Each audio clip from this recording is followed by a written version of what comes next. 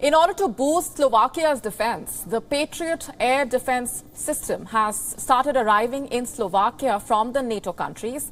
This system will be operated by German and Dutch troops and will help reinforce the NATO's eastern flank. The Patriot system, however, will be a complement and not a replacement of the Russian-made S-300 air defense system that the country wants to do away with.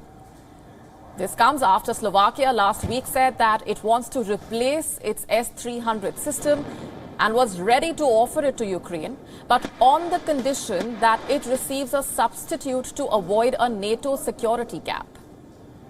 This statement came after talks with the U.S. Defense Secretary Lloyd Austin, who was visiting the country. Austin, for his part, declined to say whether the U.S. might be willing to fill the gap, saying simply that this was not just a U.S. issue, but a NATO one.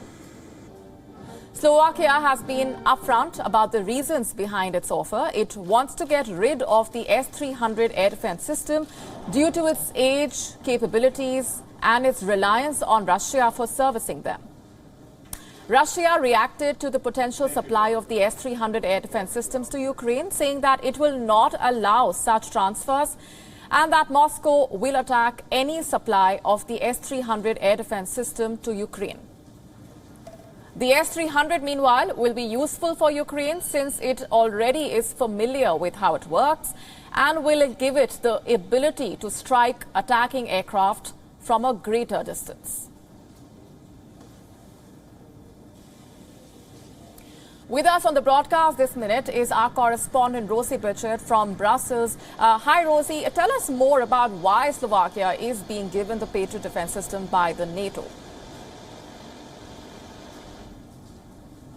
Well, Slovakia is one of the countries within the NATO alliance which shares a border with Ukraine, and it's part of what's often referred to as NATO's eastern flank. Now, those countries, including Slovakia, but others also including Poland, Romania, or some of the Baltics, including Estonia and Lithuania, they say that at this time they feel very exposed due to that proximity to either Ukraine or Russia or Belarus. So we can really see this latest move as part of the NATO alliance's push towards bolstering and reinforcing its eastern flank. Now, that is a move which has been ongoing for the past few months, ever since we first saw that build-up of Russian troops along its border with Ukraine.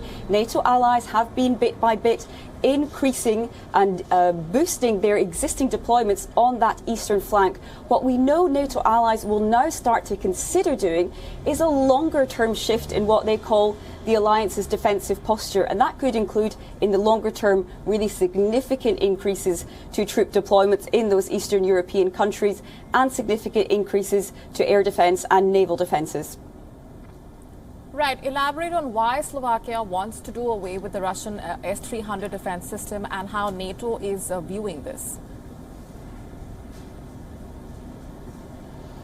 Well, this is, of course, part of trying to modernise and feel at ease in a time at which these particular eastern flank of NATO countries say they feel uneasy. We know several NATO countries, for example, have in the past few weeks asked for what's called Article 4 consultations within NATO. That is essentially a signal to other NATO allies saying those countries feel there is a threat to them. Not just that there is a threat further away, but that there is a potential threat to their security. And this is part of NATO allies overall trying to adapt to what they call a new normal in European security. And that is, of course, provoked by Russia's invasion of Ukraine. So these NATO allies, including Slovakia, are really now trying to mull how to best protect themselves in the longer term. But of course, Molly, that is no help to Ukraine in the shorter term. Ukraine has been calling initially for NATO to initiate what's called a no-fly zone over the country.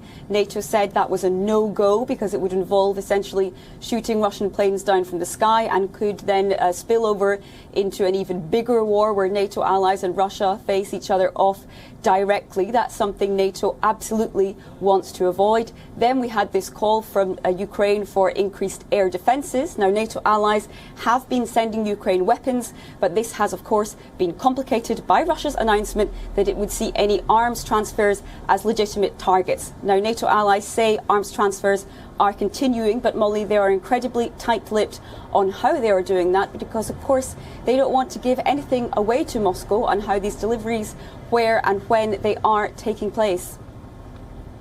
Right. Rosie, we're leaving it there for the moment. Thanks very much for joining us with those inputs. WION now available in your country. Download the app now. Get all the news on the move.